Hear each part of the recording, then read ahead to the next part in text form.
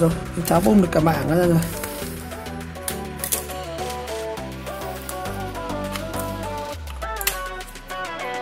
Đây là loa này, đây cái loa anh em thấy không, nó dính cái ghim này, tại vì nó có nam châm mà, nó hút luôn cái ghim ở đâu vào ấy. Đây là cả wifi, các lại cả bluetooth, cả mở rộng nó đây, đây cả mở rộng thôi.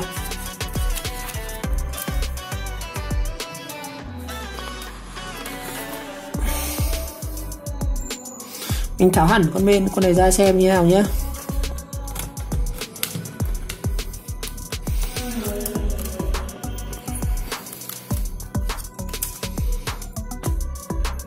Bên này tháo rồi anh em này, ốc nó còn chả bắt vào này, mất một con ốc này. Cái này chắc cũng mang đi sửa rồi.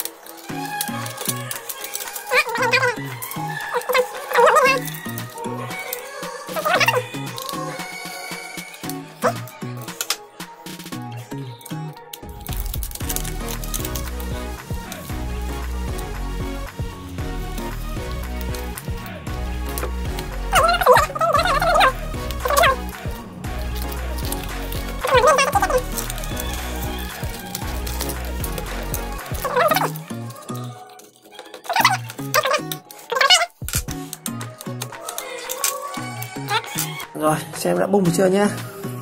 Đây, bung cả wifi ra đây. Nói chung con này cũng khá nhiều linh kiện mình có thể tận dụng được, như là quạt này.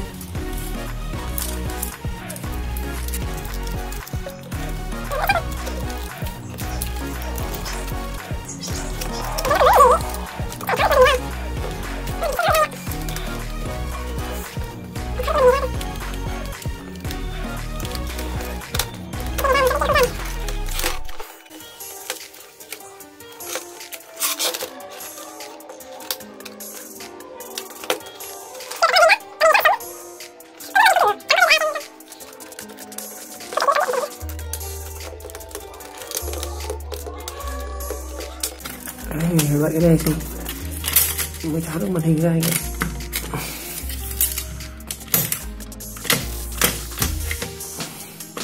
Ở đây nó vướng cái dây ấy không ra được hết, vướng cái dây ấy rồi. Nhưng mà thế này chúng ta đã nhổ đường bên ra rồi chứ.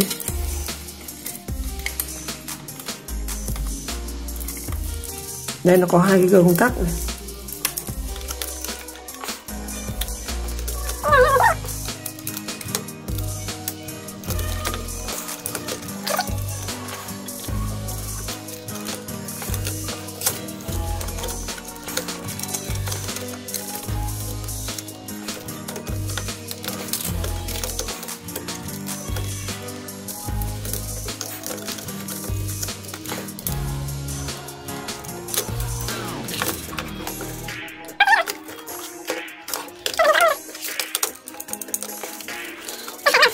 Đây, cả cái mảng bên nó đây.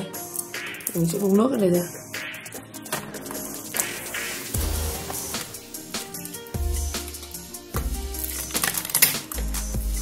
Rồi nó còn cái gờ này anh em. Ra rồi. Rồi như vậy thì mình đã bung được ra hết tất cả bên trong con X201 Business của Lenovo. Đây là cụm màn hình của nó anh em. Màn hình thì nó cũng đơn giản thôi, nó có những cái dây wifi này, cái dây anten này, một số cái dây thu sóng của nó này. Rồi, và đây là cái main của nó, main. Và đằng sau chip này, con này không biết đã sửa chưa nhưng mà mình thấy còn mới lắm anh ạ.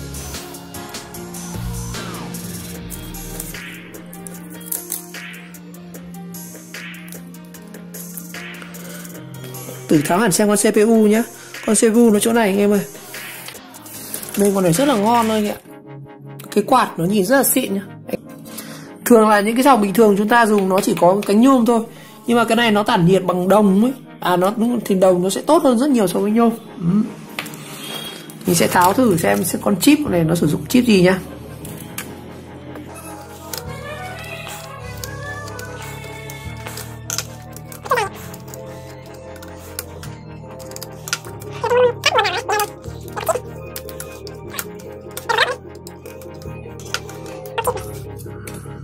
Rồi. Cái quạt nó nhìn rất là ngon luôn anh ạ. Quạt này 5V 2,23 A này. Đó. Phiến đồng nó rất là xịn luôn. Mình tháo rất nhiều máy rồi, nhưng mà đầu tiên mình thấy một cái con mà nó có phiến tản nhiệt bằng đồng như này. Đồng của nó rất là đắt rồi. Rất xịn. Nhưng mà có một điều là bên này mình chưa thấy ký. Đây, con chip của nó. Con này là con chip dán luôn trên nha anh em. Nó là con chip i5 540M. i5 540M đây anh em nhìn thấy không? Đó. Dưới này là chipset này.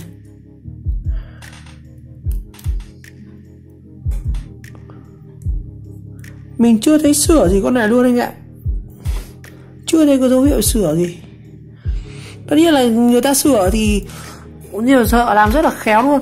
Hầu như mình không phát hiện ra họ sửa cái gì.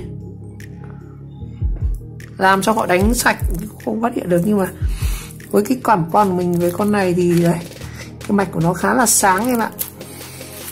Khá là sáng luôn. Con này có khi mang đi sửa thì sửa có khi sửa được ấy. Nhưng mà giá sửa có khi bằng tiền máy ấy.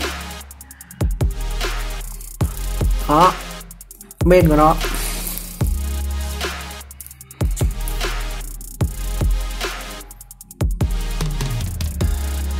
Rất đẹp luôn.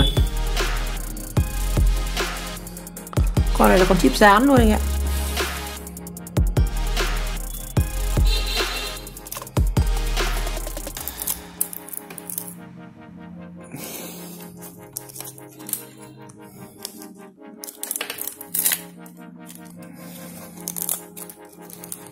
Đấy. Ngon lắm. Chưa thấy sửa gì. Con này có khi tí mình mang ra ngoài xem khi ông sửa, có khi sửa được.